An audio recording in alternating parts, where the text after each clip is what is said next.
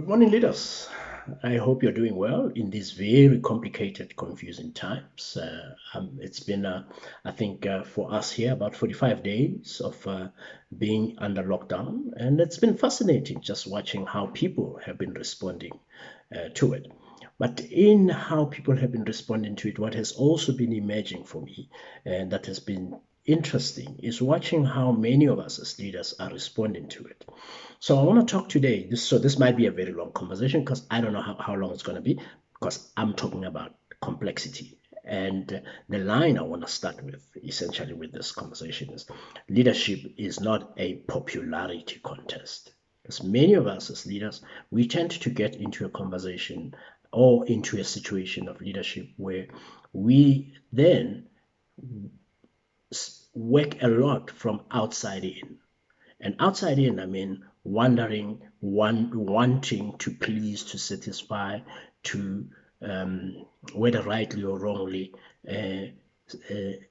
support the goals and objectives that are defined by others. That is part of the polarity because your work as a leader, first of all, is about helping people come along to where you're going. However, it's also about having them to appreciate, design, create a direction in terms of where they are going. So especially if you're an elected leader, it becomes a very interesting issue. And that's the conversation I want to have quickly today. So there are two words I really I want us to work with. The first one is polarity. So I have to switch this thing off because otherwise it's going to be going on all the time. So the first one that I want to really work with, the first word I want to work with is polarity. And then I want to talk a little bit about perception and fallacies of perception. So let's start first with polarity. So for the last few days, last week, for example, I was at the fourth Coaching in Africa symposium, which I happened to run.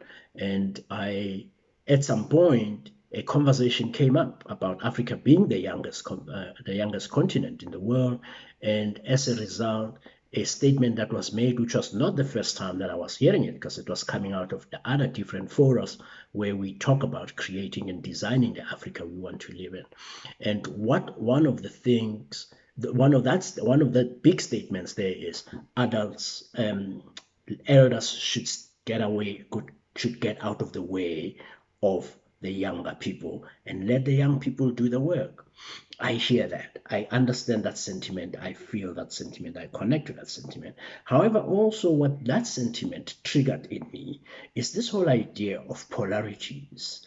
When I talk about a polarity, I'm talking about a situation that essentially has both contradicting opinions or contradicting situations, right? So many of us, when we are faced with polarities, customer service versus operational focus, diversity versus uniform, the nationalism versus liberalism. So that versus in the middle is always a bit of a challenge. And that's kind of like a false perception of how things are, because things are not this or that. Things are both and. And I think this is the conversation I want to have very quickly.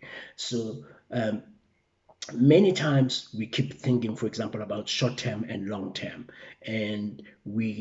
but when you actually have to work with both, a perfect example in my country right now, we're working quite a bit with the president, and the government is working with this whole thing about choosing to lock down a country to manage the economy versus a lot of the noise from outside, from the people, rightly or wrongly, that effectively are saying, but we are dying, the economy is taking food.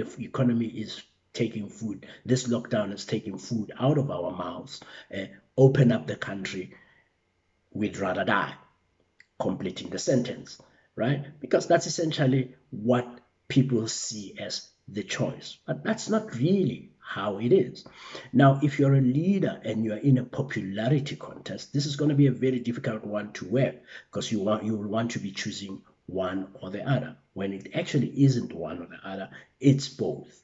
And the work and the challenge for leaders all the time is to go and work with empathy, which is yet another word that I want to define very quickly, because most of the time we make a mistake of thinking. As I was talking to leaders, it came up every time I talk to leaders. So, many of you know, I run this Leadership Mondays program on Voga Online, and empathy keeps coming across a lot when I say leaders should tell me what are some of the pieces of advice they can share. However, the challenge with empathy that many people make is you walk in someone else's shoes. And it is, but it isn't. It's essentially the complexity of empathy is essentially around walking in someone's shoes without having to take them away, which means you still have to be sitting in your own perception, in your own perspective, in your own space, and then still being able to see how the other person might, not will, not can, not should, but how that person might, because you can never be that person. You can never feel what they feel. You can never make the decisions that they would make. However, empathy, and many coaches at the same time have to make this conversation when I teach coaching, and they say you have to be empathetic to the goals and the direction of the coachee. Nothing wrong with that. It's true.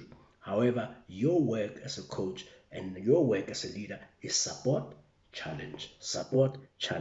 In which case, empathy is more a philosophy more than just something you do all the time. So you don't choose to be empathetic or not. You choose to be both empathetic as well as apathetic. You have to choose each time which one is appropriate for what moment.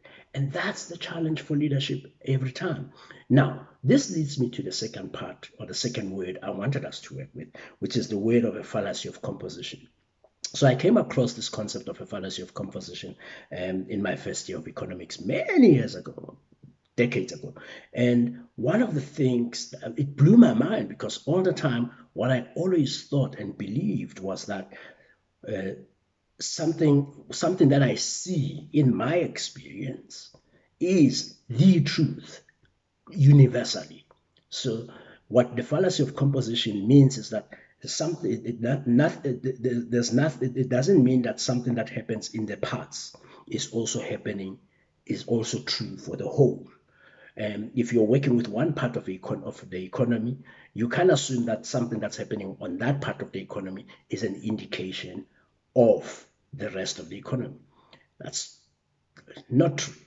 So, but most of the time when we criticize government, when we criticize leaders, when we criticize our leaders as leaders that have leaders, and when we criticize our followers and the people, stakeholders that give us the mandate, we tend to get into that fallacy mode of assuming the truth with no particular evidence to it. And I find that holding on to a particular perspective is exactly the same thing as sitting in a polarity. I want to replace women with men. We're creating an economy that's black or white.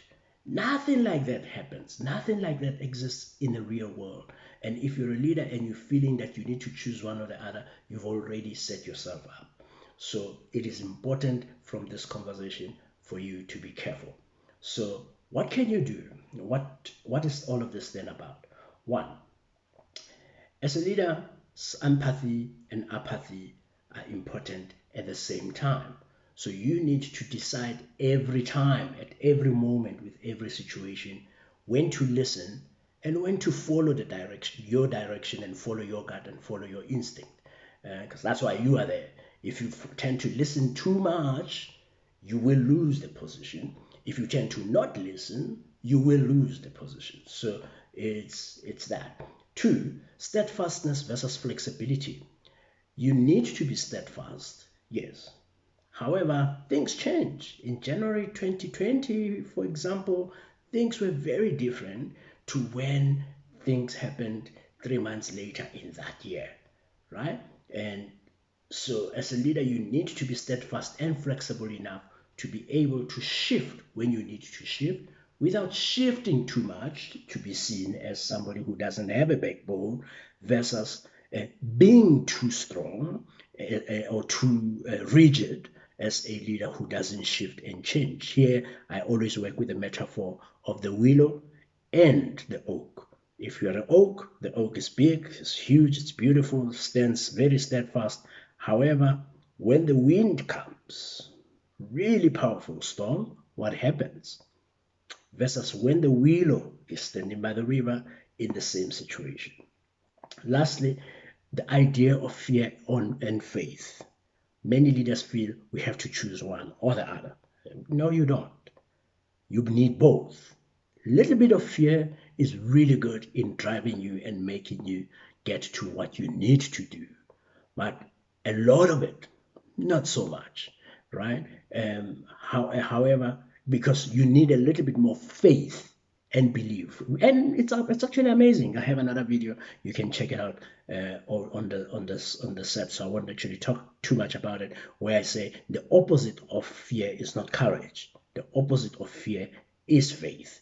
And many times as leaders, we have more faith as people, as humans. We have more faith than we give ourselves credit for. However, because we are so stuck on wanting to choose one or the other, we always get in trouble.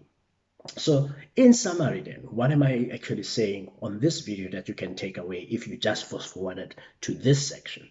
Essentially, nothing in this world is this or that. It is both or nothing. And that's complex, and it's okay to be kind and gentle to yourself. Fear is okay. Too much of it, not so much. Making your own mind is ideal until you don't have to, right?